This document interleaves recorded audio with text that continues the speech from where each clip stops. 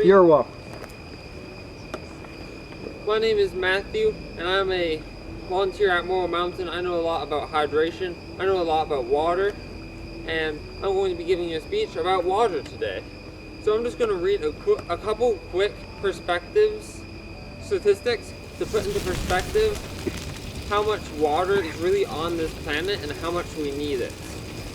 70% of the Earth's surface is covered in water. 97% of the Earth's water is in the ocean.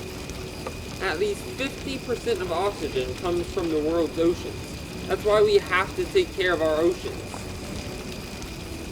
At least 50% of the world's oxygen comes from oceans. Not only do we need the water in the ocean, not only do we need the fish in the ocean, we need the oceans for the very oxygen that we breathe. And at least 50% of our body weight is made of water. Half of you, it's all water.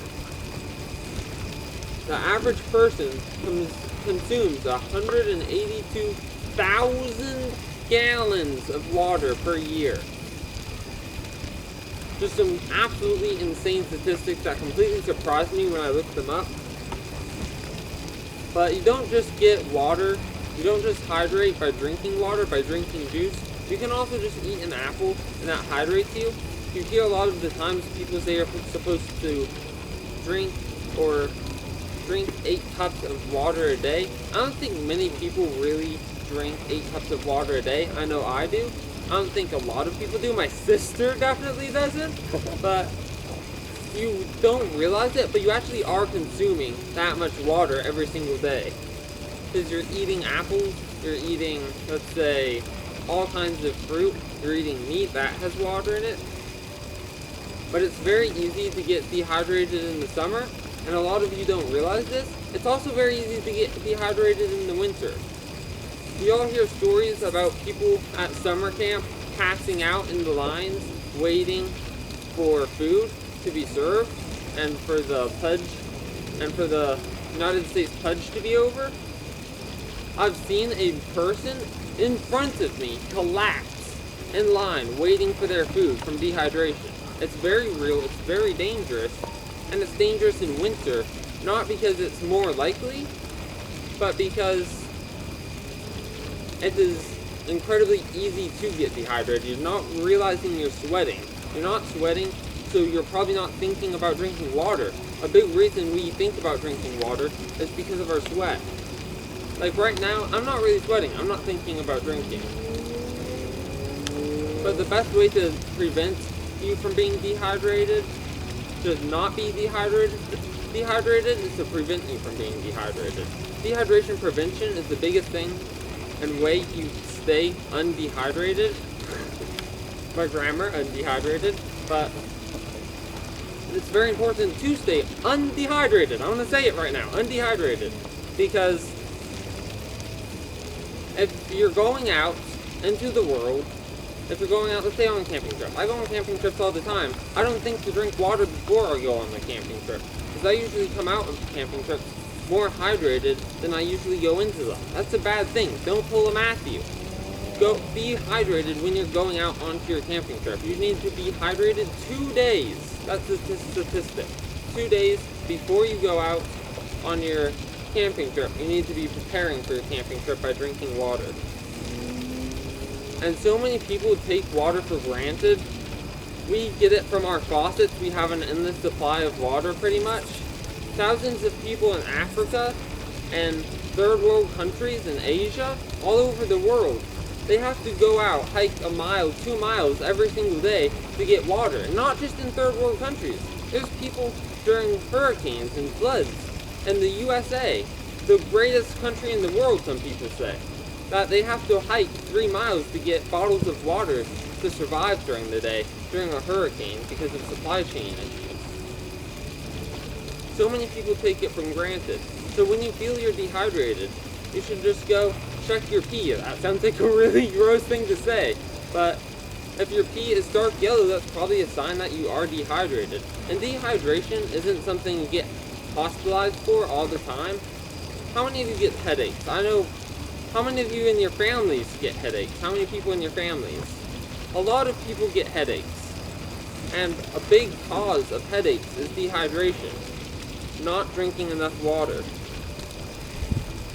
And when you go backpacking, that's another way. Oh, I saved it! You did. Nice job, man. Thank you. When you are drinking water, you are saving yourself from pain. But when you go backpacking, you might not be able to drink water. You might not have easy access to water, because are you honestly going to carry 30 gallons of, or whatever amount of water on your back? That's a lot of weight on your back of water. Hey guys, will you please bring the flag somewhere else, because you are in the camera right now. Sorry. But when you go backpacking, you are carrying everything you have on your back, and you don't want to carry a bunch of water weight on your back. So that's why something like a life straw is very important for you to bring with you. A life straw can save you so much work of carrying that water. It's a very simple, maybe probably less than a pound usually, metal container or tool that you can use to filter your water. There's two main ways to purify water that I'm going to mention, and that's boiling water, which I do not recommend unless you're in a survival situation, and I'll get back to that in just a second, and water purification devices. LifeStraw isn't the only brand. That's the brand I trust because that's the name I know. There may be a better brand out there, but that's the name I know. That's probably the most famous name. So boiling water is a great way to purify water if you're out in the right situation, if you know the right situation to use it. The reason most people say don't boil water is because it removes all the bacteria in the water. It does not remove the chemicals. And companies will go out there and they'll dump all their chemicals in rivers all around the world to dispose of their waste, so they don't have to pay to dispose of it in a proper facility. So when you're boiling water, and you, let's say there's that lake over there. Let's say I go get that water from that lake. I bring it home, I boil it. I removed all the bacteria. Most of the bacteria. But there's still going to be all those chemicals from Grandpa TR's lawn and Grandma Lori's pesticides or whatever they put on their lawn. That's going to go into that water source, and it's going to go into your cup. Because boiling water will not remove the chemicals. So, water is not just used for drinking. It's not just used for eating and consuming. It's not just used as a way to feed your animals. It's used as a coolant, not only for people, but for machines. It is used in thousands of different ways. It's used to cook, it's used as a coolant, it's a requirement for everyone's survival, and it's the only known planet to have water on its surface. Many planets have tons and tons of ice, possibly more ice than we do on our planet, but very few planets have an accessible water source, which is basically a requirement for all life. So that is the problem people have with finding life in outer space.